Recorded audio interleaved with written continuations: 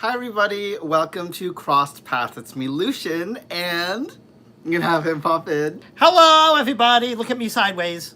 How's there's everyone Dave. doing? Hello everybody. Oh wait, I should probably turn that down before it goes Yeah, loud. that gets a little loud. So who do we have here today? Good morning or good afternoon, actually. Opal. Hi Kendra. Hi Marge. Who else is here? Hi Gypsy. Nicole. Hi Crystal. Hi Pansy. Oh, it's so good to see you guys. So, today we are gathered here to learn how to make Ancestral Consecration powder. We're gathered here today to marry these two people. Never mind. That was a fail. Anyways, guys, bye. I'm going to let Lucian do his live. Okay, bye Dave. Bye. Yeah. So, hi Steven. So yeah, as I said earlier, we're gathered here today to learn how to make Ancestral Consecration powder. And I am super excited about this video because I love making powders. They're so much fun because you can do pretty much anything with them and it's a lot of fun to make. And I mean, yeah, it can be tiring. There's some shortcuts you can take that I'll show you for certain things, but then there are certain things that you can't take shortcuts for. And I'll explain why in this video. Hi, Isis, and hello, did October? Yes, hi, October, how are you? Okay, guys, so let's get started. I'm gonna flip the camera around so we can begin learning how to make Ancestral Consecration powder. Let's get started. Okay, so, as I said before, sorry, guys. I am going to be ignoring the chat so I can actually show you guys how I make my powder. I'm gonna try and bring this up as much as I can. Perfect. So these are all my mortar and pestles. I have different sizes.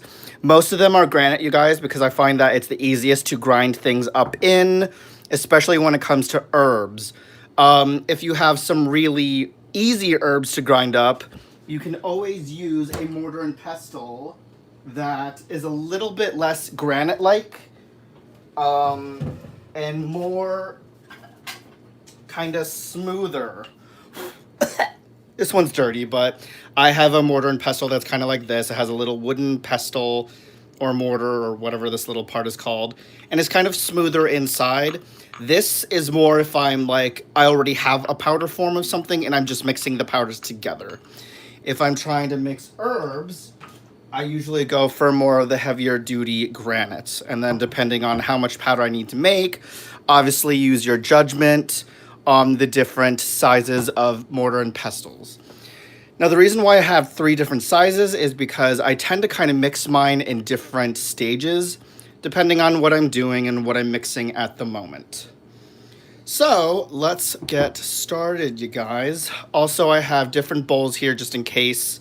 Sometimes I'll mix like a couple herbs together. I'll probably put them in one bowl, put it over here for now, and then do everything in different stages and setting them in different bowls so that I'm not trying to mix everything at once and then I'm here for like 5 hours because it's taking forever to mix everything.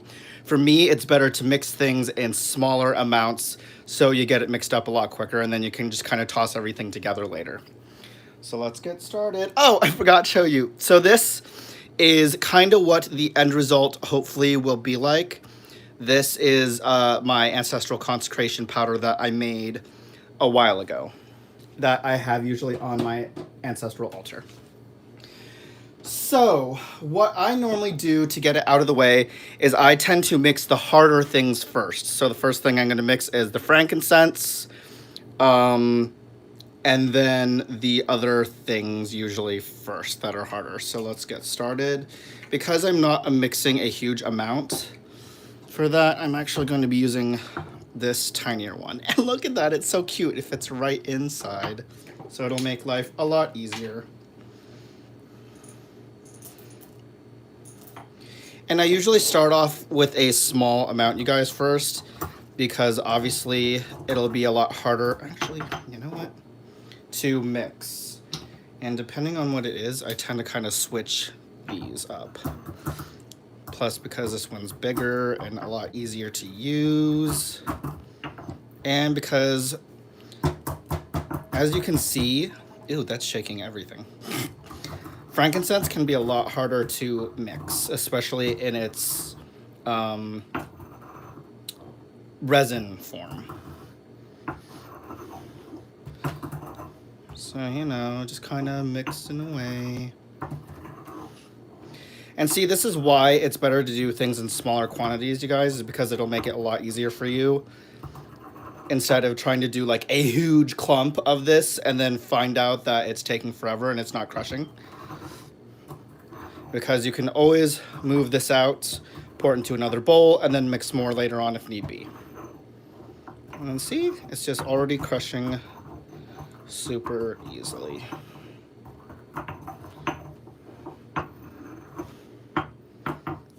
So that's about probably as much as I want for now. So what I'm gonna do is put this into one separate bowl. And then because you're all using the same herbs, you can still use the same mortar and pestle, even if you just like have a little bit of chunk left in there. It's not the biggest deal because it's not like you're trying to mix a binding powder in with protection or a crosswork powder. You're basically using the same herbs, so you can use the same pestle if you need to. So there's one little herb. Set that over on the side. Then next, so that was frankincense. Next, I'm going to be mixing up a little bit of white sage.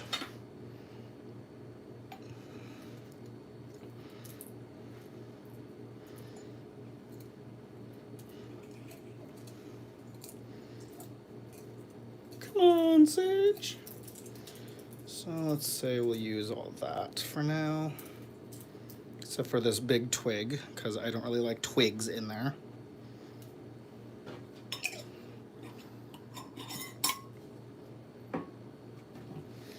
And then we mix. What I love about sage leaves is they're dry and it's a lot easier to mix this up.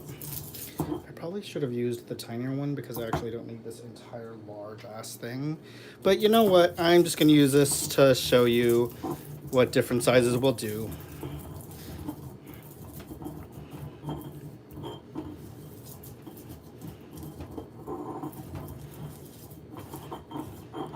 And as you can see, the sage is a lot easier to kind of crush up, especially since it's dry leaves pretty much.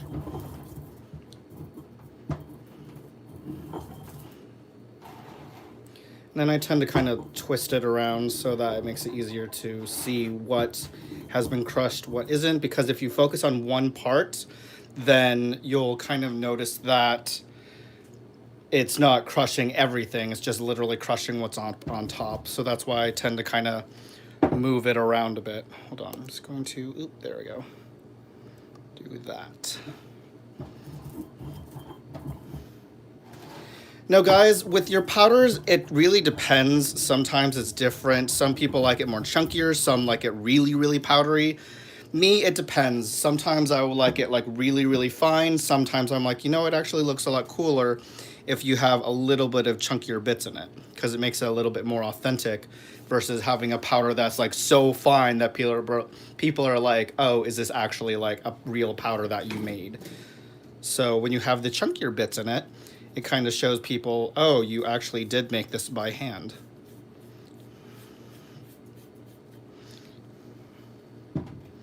So I added that in with the frankincense. Ooh, my boob. Didn't need to know that, but yeah. Let me use this one now. Move this one over here for a minute. This here. So next I'm going to add a little bit of cedar leaf. Cedar leaf, as it says.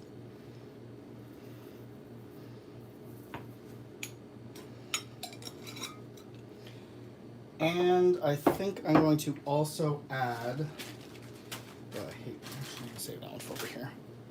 a little bit of elderflower as well. And because elderflower, you can tell, is a lot easier to crush, I'm actually going to put it in with the cedar leaf.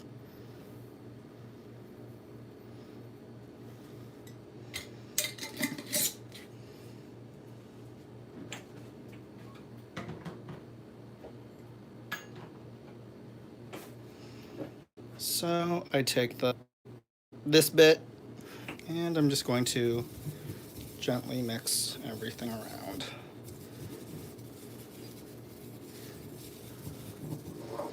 And you guys, when I usually do this, I will like sit in front of the TV to distract, because sometimes it takes a while for some herbs to really get ground up. And when you're distracted by the TV, time kind of goes by a little bit quicker. Now, another method, you guys, of grinding up your herbs for powders is to use a tiny little coffee grinder, which I have right here, but for some reason it's caught. Come on. Anyways, it's right here. I have a little tiny coffee grinder. And the reason why I tend to not try and use the coffee grinder as much as possible is because for me, it's kind of cheating when it comes to energy. Because the whole point of hand grinding your herbs and powders is that it's meant to infuse everything with your own energy, your own essence, which is why, guys, they call it root work. You're meant to be working for what you're making. It's not called root make it easy.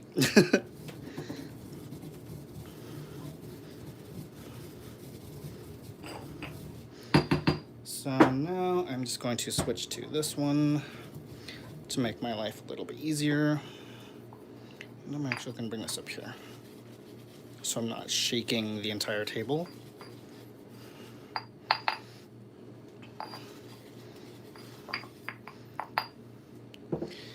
And there's that powder, guys. So I'm just going to add it to this.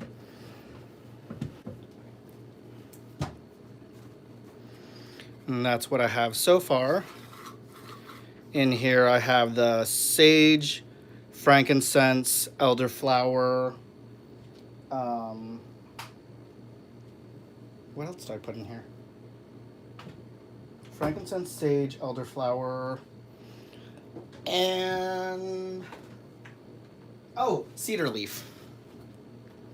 Next, I'm going to be adding a little bit of lavender. You like the table shaking like that? So a little bit of lavender.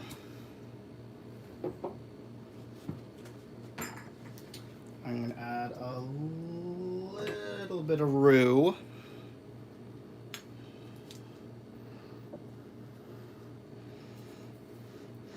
And guys, rue, warning, is extremely difficult to grind up. That's why I tend to put rue first when it comes to grinding. I don't know really why I didn't do it earlier first. But it does take a while for this to grind. And don't get discouraged if this barely even breaks down. To me, it adds to the roughness of the powder that I like. So I'm going to mix it with this side first. I tend to kind of change depending on what I'm doing. So I use this side just to kind of get everything going.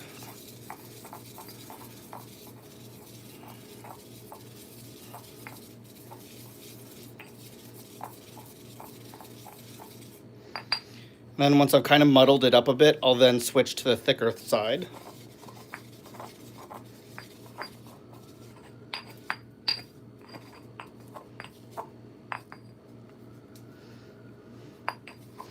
Making sure I rotate everything.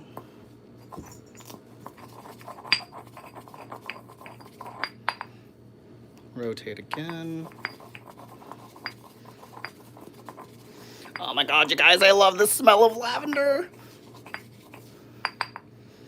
Rotate. And then I'll be switching back to this big guy. And remember, as you're sitting there in front of the TV or whatever it is you're doing to distract a bit, also make sure to be infusing this with your intentions of consecration, especially when it comes to items. So that's about good enough for me. Add that in there. And then usually at this point when I have a couple herbs, I will sit there and just literally kind of just mix it all in with my fingers for a good like 10, 15 minutes just to really get my intentions flowing in there and my energy and essence.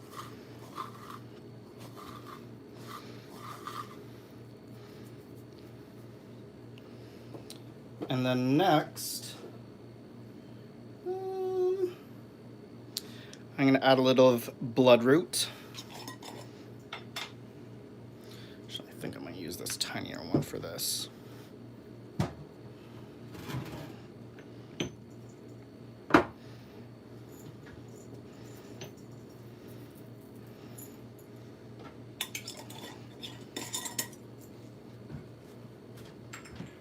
I don't know if I showed you.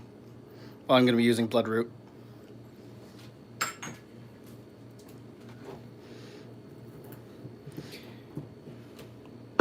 Okay, that doesn't want to crush with that.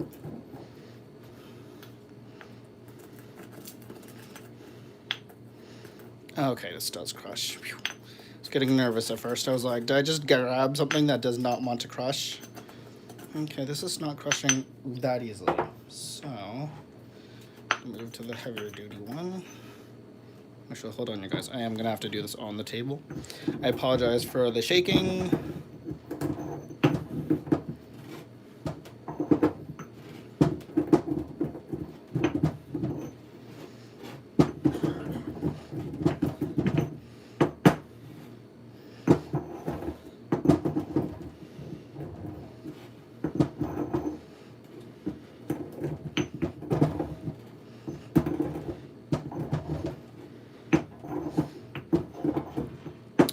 Okay, that's not really crushing as much as I thought it would. So what I'm actually going to do, you guys, is if I have an herb that isn't crushing as well as I thought, I would usually kind of for at least 5 more minutes continue to crush it until it's crushed as possible as I can get and set it on a different plate because I'm going to be doing something different with this here because it's not as crushable as I was hoping it would be.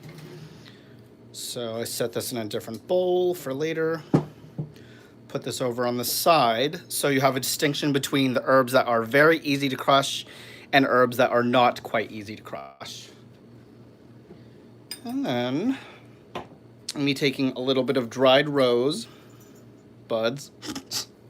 Don't say anything, you guys.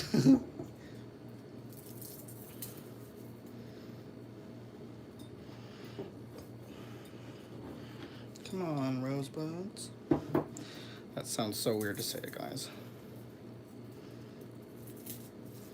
Adding a little bit of the rose in here.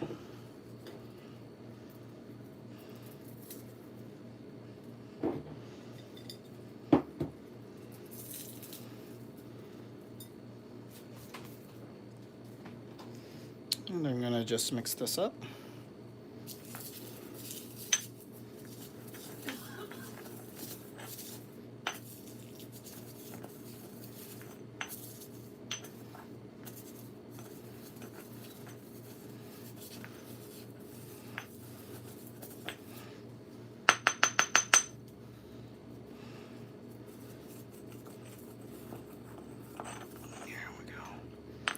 Oh, it's getting crushed a lot easier.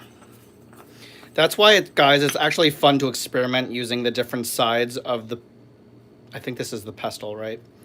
Because you can get different results with the different sides depending on what you need. So see, I just use this side and it's actually mixing this a lot easier than the thicker side. And then when I get it to more of that powder, then I'll switch back to the larger side.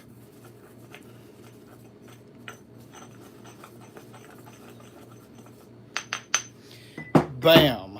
Powder.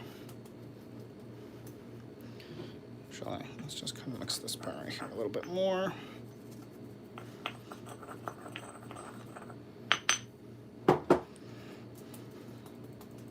Perfect.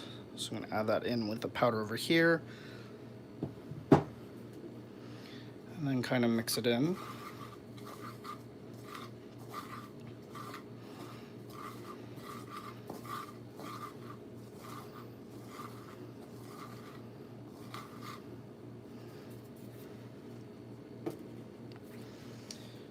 And actually, I might add a little bit more of the rose.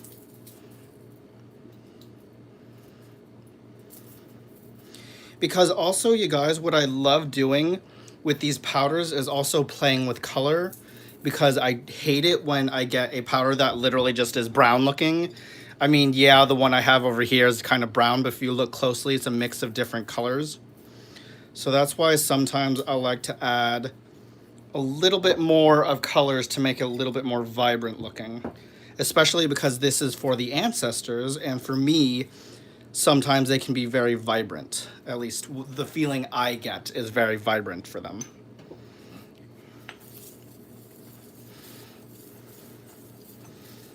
So I'm just kind of quickly mixing this up.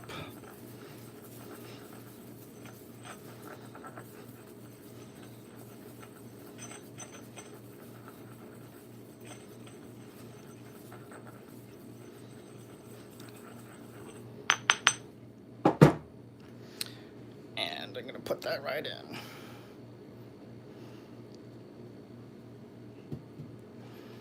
So see, that's what the powder starts to look like. So it kind of has more of like that reddish, greenish, purplish because of the lavender. And then next I'm going to be grinding up a little bit of Epsom salt. Just a tiny, tiny bit, because Epsom salt actually tends to, yes, I'm going to add a little tiny, oh God, not the whole thing. Ah! Okay, a little bit of Epsom salt to that, a sprig. Unless you're like me and you tend to be super messy and get everything everywhere, like I just did. So I literally just put a little sprig of Epsom salt in here for cleansing and blessing. And then finally, I'm going to add a tiny, tiny, tiny bit of blessed thistle.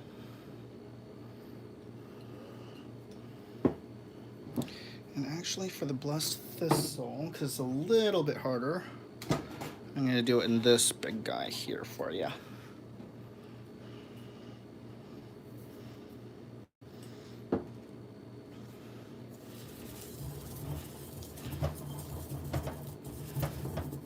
And the blessed thistle definitely is one of the harder ones to mix.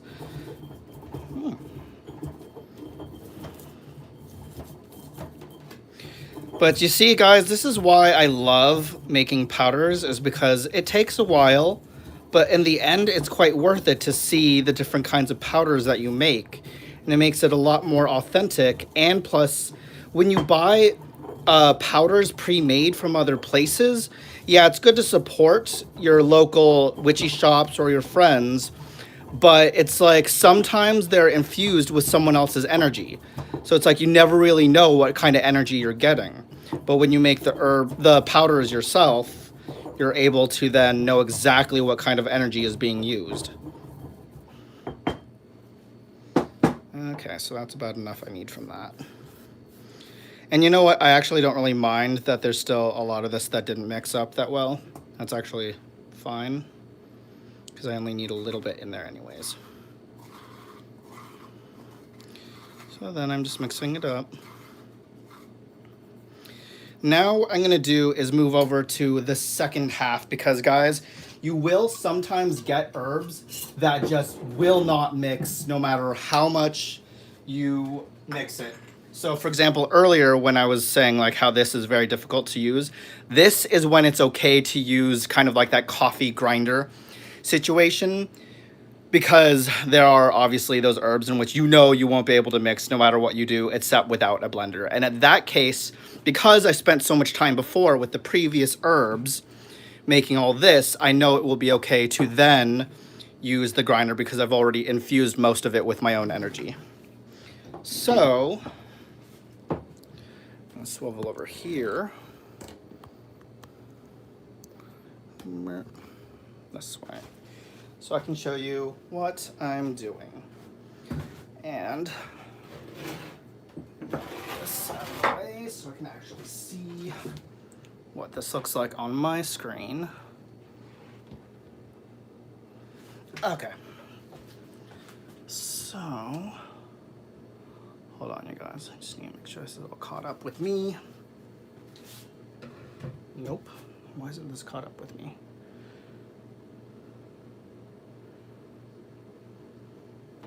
Okay. So, where was I? Okay. So, sometimes you will need, oh geez, to unplug this part.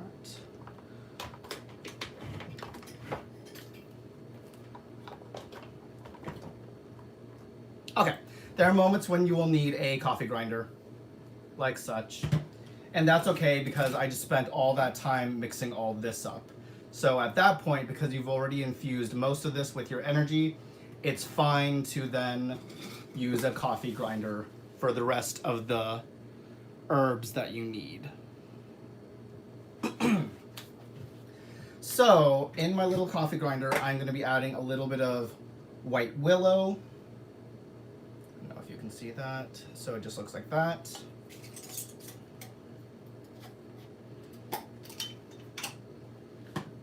In here. And you want to do this in smaller amounts, you guys, because you don't want to overwhelm your coffee grinder. I'm going to be adding a little bit of the bloodroot that I had earlier. So that's going to be going in. I'm going to be adding some bay leaf. And then for this, I know it's like the whole leaf, so what I'm actually going to do is break it up. So it makes it a little bit easier to grind.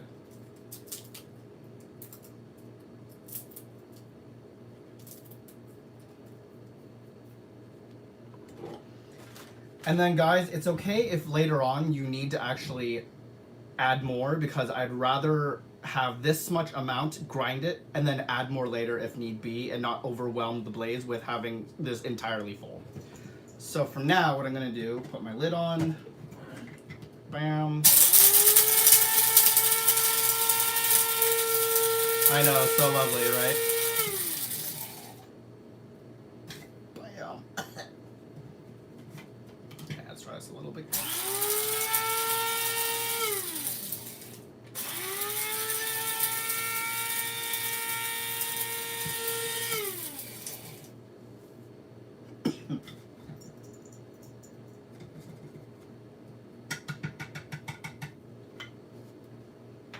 Ooh, what a beautiful smell.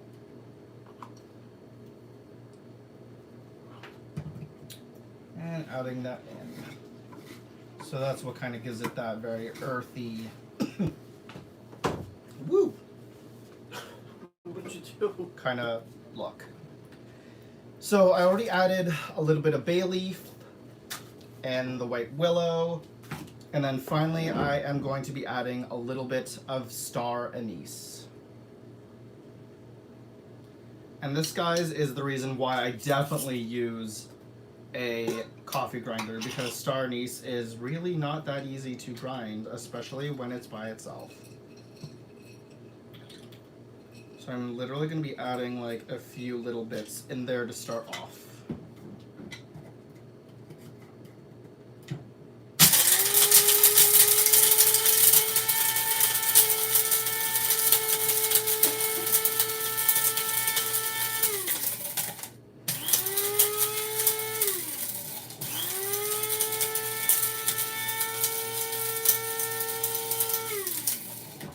Isn't it so much fun? This is so much fun. I love using the coffee grinder a lot sometimes. And voila, that's what it looks like all ground up. So then you just plop that right in there. And then sometimes what I will even do is at this point, I will then sit in front of the TV again, mix with my fingers, infusing my energy for probably like 30 minutes or whatnot to really get all my energy in there. And then sometimes what I will then do again is actually put this back into the blender just to mix it up a little bit more. Actually, what I'm going to do right this second.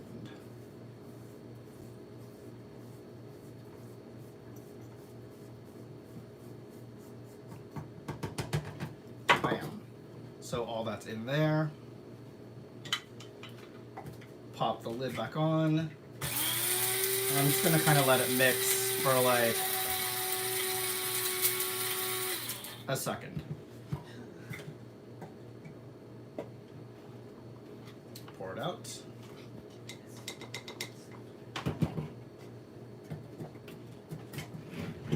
And then mix again with my fingers for like another 5 minutes.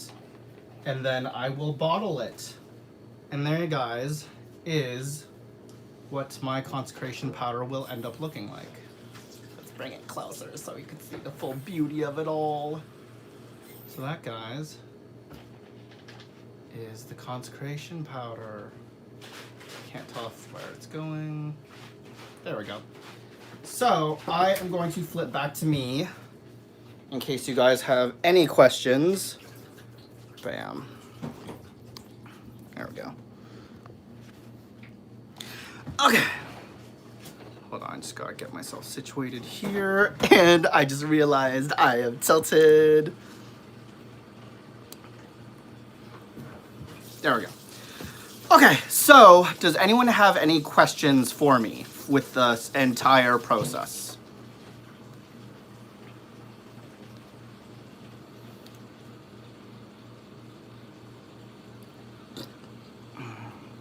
Girl, YouTube just crashed on me. Where did you post the dog rose bush? Sorry, I'm just scrolling through here. Hi Sonia, hi Thomas who came in, which I didn't say hi to earlier because I was in the middle of the live. Hi Fallen, hi Auntie Mama, hi Noir Vision. Who else? I think I said hi to Isis before. Okay, so do you find frankincense hard to find? Frankincense to me actually isn't really that difficult to find because most of the time I can either find it on, why is it so high up? The different shops online that I shop at. So for example, I'll find it on Original Botanica. I'll find it on penherb.co. I'll find it on Rose Mountain Herbs. Even if you go to like witchy shops online or witchy shops in general, most places will have frankincense. So for me, it's actually not that difficult to find frankincense. Though, it is a lot harder to find like the bigger chunks of frankincense, I'll admit. Because most of the time when you go out there and look for frankincense, you get like the itty bitty little chunks. But to get ones those size that I only found it at the voodoo shop right down the road from me. Aw, thank you, Marge. She just said your ancestors are lucky to have you. Mountain Rose Herbs isn't taking any new orders right now because they're behind because of the COVID. Yeah, it's sad. And then, like, for example, Original Botanica is completely closed, so they're not taking any orders whatsoever until this all blows over. But yeah. Do any of you guys have any questions about the powder before I head out? Just kind of sit here for a minute.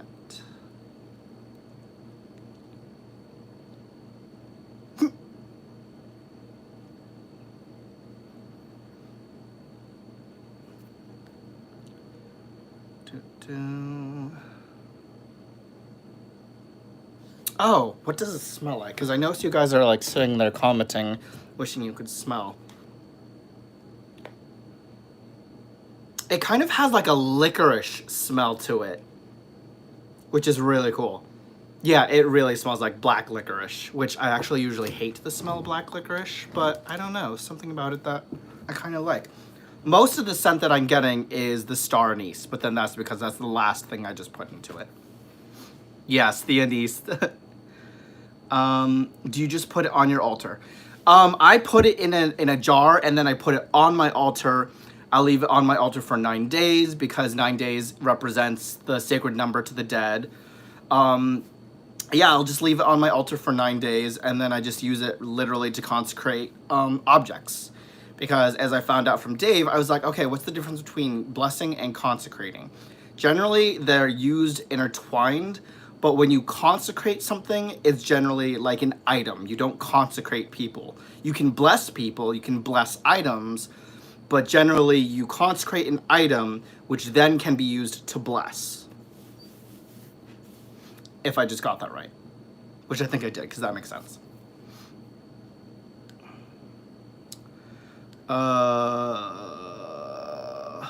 You mentioned adding color. Can you explain that more? No, when I said adding color, I meant because if you look closely at this, it's not just brown. So you see hints of red in there. You see hints of purple. Because I hate it when powders are literally just like one blah mud color. So that's why I added a lot more of the rose. That's why later on I think I might add a little bit more of the lavender so that the vibrancy of the purple and the red come through with the brown. It's not all just one blah brown color. So it's kind of like, you know, when I'm making my oils, how I said if you want to have a more, one of your oils come through a lot stronger than the rest of them, you tend to add more of that oil and less of the other ones. So then it smells more dominant of, like, say, you're creating an oil with frankincense in it, but you want the frankincense to be the more dominant smell. Then you would add more of the dominant oil of frankincense than you would the other essential oils. Kind of same thing with the powder. If you want it to be more of a reddish, kind of purplish, then you would add a lot more of the rose and a lot more of the lavender to kind of give it that more pop of color.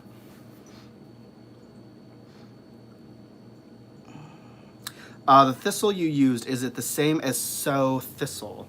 I probably could be the same thing. I just know it as blessed thistle. I have never actually researched if it has another name or what other name it could go by. Because most of the time when I look up blessed thistle, it usually will just say blessed thistle. Hi Jezebel, how are you?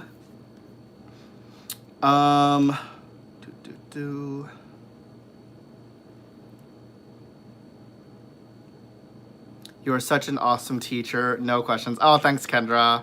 That means a lot, you guys. Yeah. So, if no one has any more questions, I think I'm gonna hop off. Yeah, I didn't show you like the whole bottling process because you literally just kind of plop it into a bottle, place it on your altar, let it sit for 9 days, and then it's ready to go. Then you can consecrate anything, any item you want. Yeah, and that's just how that works. So as you can see, that took a total process of like 30 minutes just to get this powder completely powder-like or as clumpy, lumpy as you want it. I like it when it looks more like this, where it's more clumped, because it has a more authentic feel. But yeah, generally this process will take, it takes you roughly an hour to an hour and a half, you are doing this right. If it takes you 15 minutes to make your powders, then you're doing something wrong, because this process of creating your powders should be all about the energy, all about the intent. And if you're doing it by hand, as I said earlier, you're putting a lot more of your intent in it, a lot more energy, and it'll come out a lot stronger than if you just shove everything into a blender, blend it for 5 minutes or like 1 minute, and then call it a day. Like, you didn't put any effort, any energy into your powder. So essentially, you're literally just creating a bunch of herbs mixed together that has no real rhyme or purpose to it. Yeah, you may have like shoved it all together thinking, okay, this is all going to be for consecrating, but you literally just shoved herbs together and it became a powder, but there's nothing in it. You literally have no energy, so nothing's really happening. So that's why it's good when you actually spend the time and it takes a long time to produce a powder. But then again, as I said earlier, there are some cases where you have some herbs like star anise where it's okay to use a grinder or the coffee grinder, because you obviously cannot grind this by hand. It will take you like probably never to grind it down. So, yeah. How to bottle. Plop into a bottle. Oh Oh my gosh. It's so funny when you say something and then you read it back and it just sounds so hilarious for some reason.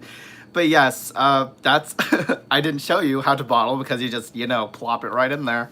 Nothing too special. Don't really need to film because I'm pretty sure people know how to put things into a bottle. But by hand, it could take a lot of time and make your arms sore. But yes, that's the good thing. I actually do not mind when my arms are completely sore because you know what? I can take breaks. That doesn't mean that you have to literally sit there for an hour and a half continuously like stirring and stirring and stirring. There are some herbs like blessed thistle that you guys do not realize I get so angry at to the point where I just want to like toss this damn jar across the room because I've been sitting there for like 15 minutes. I'm just like, I can't get it any more ground than I can. And my arm's starting to get tired and I want to toss this out. I'm like, why did I just spend 15 minutes on it? But you know what? At the end of the day, I realized, you know what? It's all going to be worth it because at the end, you guys, you produce this little beauty and you get so proud and you're like, wow, that took me an hour and 30 minutes, but look at this. Look at how strong this damn shit gonna be. And you're gonna be like looking at that other bitch and be like, you done messed with the wrong witch, bitch. I have calluses on my hands from cutting and grinding. I have not really a lot of calluses because I don't really callus that easily because I'm just blessed with soft, supple hands that can actually endure going like, that just looks so wrong, going like this for like 50 years. But yeah, I grind sanes, star anise, and other hard to grind plants between stones. Yeah, you could. I don't have the patience to try and grind little hard stars down to nothing, so that's why sometimes I will cheat just a little bit in using a coffee grinder. But I only use a coffee grinder when I absolutely, absolutely need to. Other than that, it's all grinding for me. You messed you messed with the wrong witch, bitch. Exactly. So, with that said, does anyone have any final questions for me while I wrap this puppy up and go do some tarot study? What do I want? Ooh, excuse me. I'm just trying to figure out what I want to do for my next live. I have no idea. If you guys have any suggestions after this live, just put them in the comments after the video, because I actually have no idea what I want to make next. Oh, Phelan has... Oh, question. What's your next video? Hold on.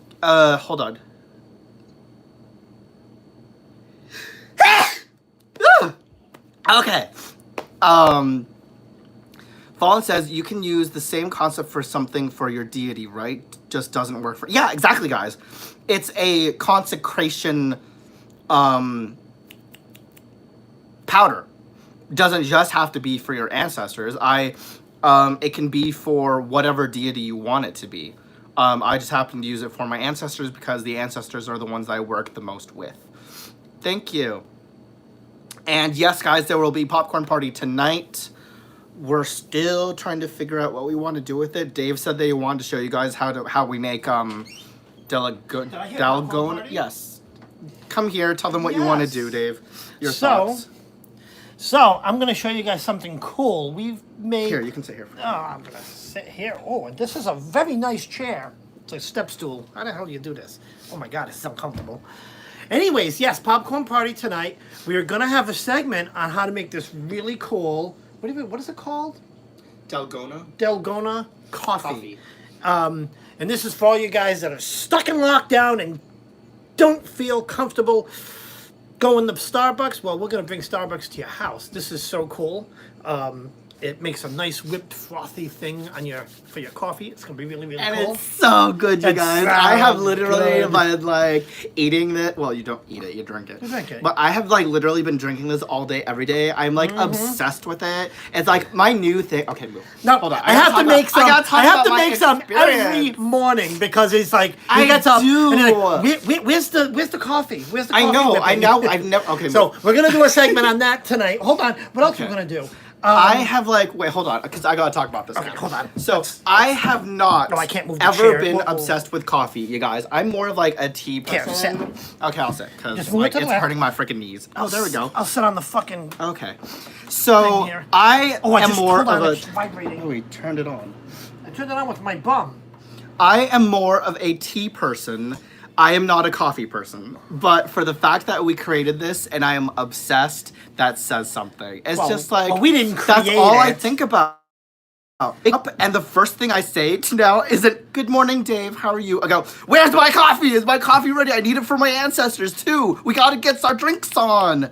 Like it's horrible. I'm now like coffee all day, every day. I'm Yeah. surprised I'm not bouncing. Well, I'm actually probably bouncing off the walls. I've been already. making. I I've been literally haven't making it with stopped the talking. decaf. That's though. how much That's I why you're love not, this. Hold on. I've been making it with the decaf. That's why you're not bouncing. Oh. But today's was with the caffeinated. Oh my god! Which is why Imagine. you're bouncing. Oh, you made it with caffeine today? Yes. That explains why I'm just so So alert. bouncy. I'm so alive, you guys, because of the Dagona coffee. But we're gonna show you how to do that tonight. But it is like the new thing, you guys. It's like if you have Dagona or Dalgona Dalgona, whatever. coffee, you're like so posh. You are like the it crowd if you have it. Hi, Y. Anyhow, yes, that's what we're gonna have, and we'll have some other stuff on tonight. Why is we my haven't hair figured out of out. place? Ugh. We're just gonna wing it as usual. There we go. Yep. I guess we'll be showing you how to make Dalgona coffee. So you guys can be posh just like us. Just like us. Posh. Okay, bye. Bye. Bye, hubby bubby. Bye-bye. So what time are we going to be going live tonight? 8. 8's good. 8. So we're going to be going live a little bit later. We'll be going on around 8, you I guys. think we want to make 8 o'clock the regular time. Okay, so Popcorn Party will be 8 o'clock from now on. Yep. Anyways, guys, we will see you tonight for how to Dalgona coffee yourself at 8 p.m. Eastern Standard Time tonight. Okay, guys, hope you have a good rest of your day. Make sure to like, subscribe if you haven't. Hope you guys learned something awesome. And I will see you guys tonight, 8 p.m. Eastern Standard Time. Love y'all. Bye. Oh my gosh, I'm trying to like exit out of my computer and I forgot that I'm using my phone. Bye, guys.